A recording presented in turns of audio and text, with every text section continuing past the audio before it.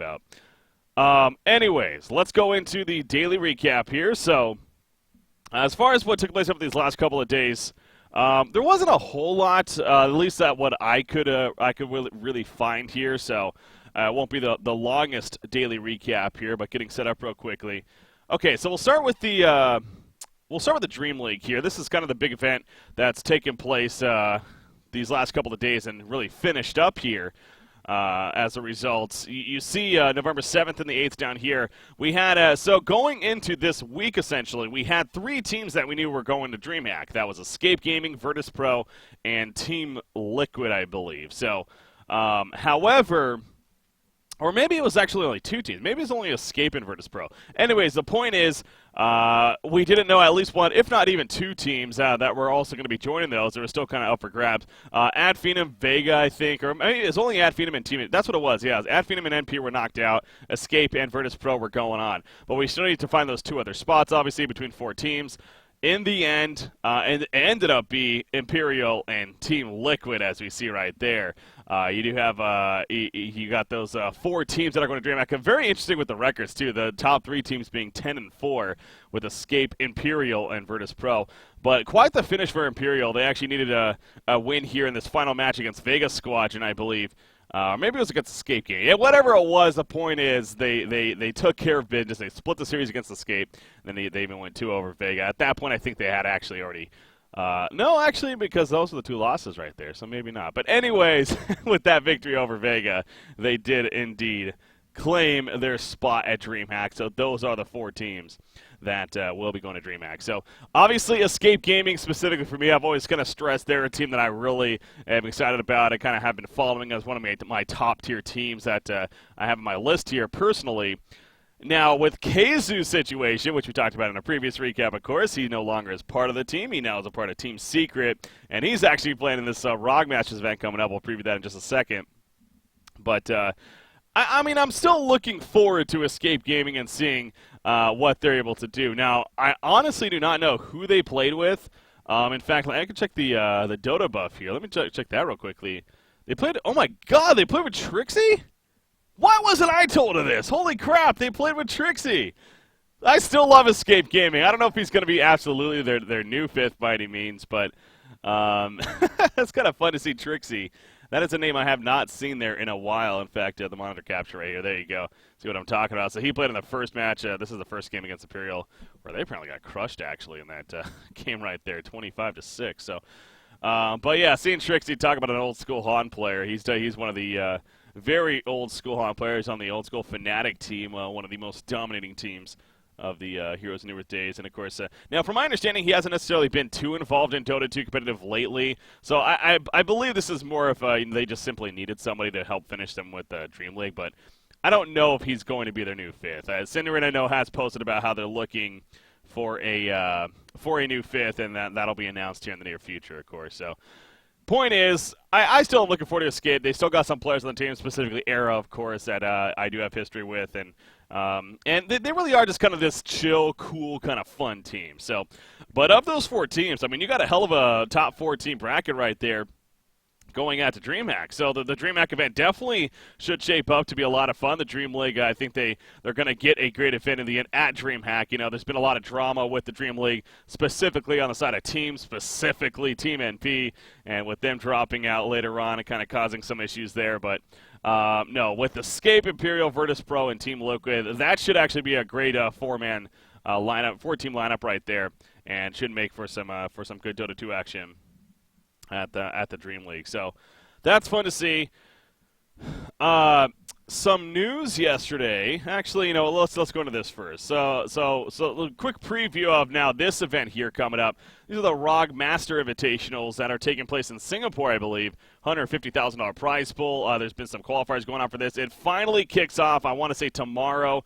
You see the talent list they have lined up for it. Obviously, fantastic people across the board, from Red Eye and Zoe being the host, Toby, Luminous, Winter, Danielle, Danley? We'll go with Danley and Gareth. So, anyways, I don't know why I'm going over that, but we do see the group status right here. Interesting format here that they're going with. They're going with 4 different groups of 3 teams in each group. So, I'm very curious about that, but obviously that means then the top 2 move on to the bracket stage, and then they go on from a single elimination. So it is best of 3, so yeah, that's going to be curious to see how that plays out. Now, it's not the most appealing in terms of, there are some teams in this that you're kind of like, who the hell are these guys? That's a result of the qualifiers, of course. You got teams like Natural 9, Big and Black. Wait a second. Oh my God, Slicks is on this team. What is going on, man? Holy crap, that's fun to see. Wow, okay, that's cool. Natural 9, a new favorite team of mine, apparently, as they qualified for this event. But fun to see Slicks right here. Yes, this is the Slicks that I know and love from Heroes and New Earth here. So, holy crap. God, we're seeing Trixie, we're seeing Slicks. Man, we are seeing some old school names here today. Well, they're going to be a team that I'm rooting for at this event, no doubt. But yeah, so I guess this event actually starts, I guess in the pretty near, yeah, it starts in about 9 hours, with the time zone in Singapore and everything. So technically it's tomorrow for us, but, or I guess tomorrow for them, but, it is going to be later tonight for us here. So it starts in about 9 hours here, it looks like, or so, maybe even sooner. Someone says 7 hours. No, it looks like 9 hours across the board. So yeah, in about 9 hours here is when it kicks off, according to Liquipedia at least. But anyways, the point is, again, you got a lot of these teams. You do have some teams that stand out, of course. Fnatic and Team Secret, obviously now with Keizu, as I was getting at earlier. That's going to be a team that really most people are going to be looking at seeing here. Fnatic also going through the roster changes themselves recently. What was that change? I'm blanking. I know they went through a change here very recently, but I forget exactly who got cut and who they picked up. It's not showing right here, unfortunately. So, well, couldn't tell you off the... Oh, here we go. This is probably going to be a better... There we go. Was it 3... No. Okay. Well, anyways, the point is they replaced somebody on this team. I'm blanking on who actually it was here recently. I know that they were having some roster issues, but... Demon Raven EU joined the team. Yeah, it doesn't have any update past that, so whatever. But yeah, they're going to be one of the favorites with Team Secret, and then you got Execration and Mineski, of course, are the teams that stand out. Obviously, eHome on eHome X, that is, on top of that. So I was about to say eHome. Wait a second, I thought they're in Montreal. Well, this is eHome X right here. So yeah, it should overall be a fun event. Kind of looking at the groups right here. Natural 9, they're in with Execration. All right, that's definitely very doable in this MOL team. All right, we'll see how that the Mongols, it looks like. They're not even got the roster updated on here. All right, anyways, so that's going to be this tournament, a 12-team tournament. Kicks off in about 9 hours from now, like I said. I might actually watch a little bit of it later tonight. I will have to get to bed early, though, obviously with my flight in the early a.m. Anyways, one other piece of news that I want to mention here before we wrap up the daily recap, that being the replacement announcement for Justin. Of course, there was all that drama we talked about in the last recap here. Monkeys Forever is going to be replacing Justin at the Montreal LAN this coming up weekend. Now, he's not the new 5th absolutely for Complexity, just to be very clear on that.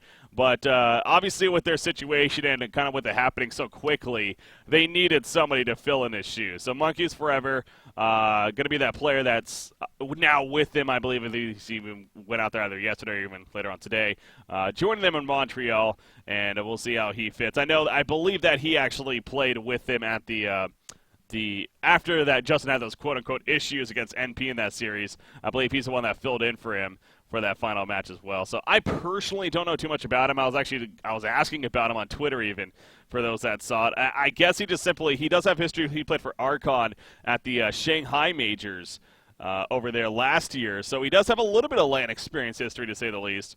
Jaron Clinton, people are mentioning, yeah. That's an interesting name right there.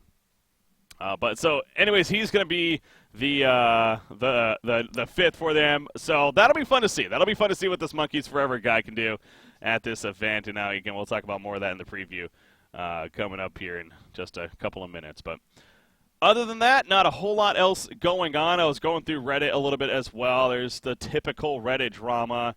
There was some interesting stuff. First off, there's this right here. I love this. I mean, I love Keizu. It's just so good. It's, there's obviously the memes already coming out here with seeing this picture, the before and after. Safe. Oh my God, this is just too good. Anyways, there's that. So you gotta love Reddit. This was another interesting one that I did see right here. This post concerning Justin and the complexity situation. I guess this player is Justin right here, and he was suggesting how a reason that he, again, according to the complexity post, he left, or he made the decision ultimately to step down. However, the way he's making it sound in this, and it's one of those very fine, delicate lines, right? It's one of those cases. I don't know if we're ever going to absolutely get the truth, but clearly it came down as maybe a lot of people thought it was, with the attitude issues as far as them just not getting along. As I said before when we were talking about this last time when the kick actually happened, Kyle, I know him for a long time here. I know a lot of people out there have definitely seen him over time as well, and may have similar opinions that he's a very, very fierce competitor. He's a very in-your-face competitor. He's a very blunt guy when it comes to being a captain. He is not afraid to speak his mind. We all know this. At least I do, and if you didn't, I'm letting you know now. So to kind of see, Justin making a point here that, how I guess Kyle wanted him to get excited or get hyped or be pissed when they lost, and, that's just not him, and so they're having issues such as that. I'm not saying that's the only reason that, he left/got kicked or whatever it is, but clearly that is part of it. Clearly it seems like it was along the lines of having to do with the clashing of the personalities is what it ultimately comes down to. So, whether you think that's good or bad, obviously people are going to have their opinions on both parties here. I'm still a believer in Swindle Mullins. I mean, I'm not necessarily saying I agree with his actions here and think that he made the best decision to call out Justin. And, again, we don't know the actual behind the scenes. We really don't know the full story, so I really don't even want to speculate much further on that. But maybe at the Northern Rio Land, when I hopefully get some interviews, maybe I can get some answers. We'll see. I'm a player reporter here. Who knows? Other than that, though, not a whole lot else going on when it comes to recapping and all that as far as Reddit and events going on. So thank you for tuning into this daily recap here of November 9th, 2016. Hopefully you guys enjoyed it. Be sure to check out all my recaps here on my YouTube page as well as my Twitch, of course. As soon as I go live, that's what I kick off my live streams with. So thank you once again. Until next time.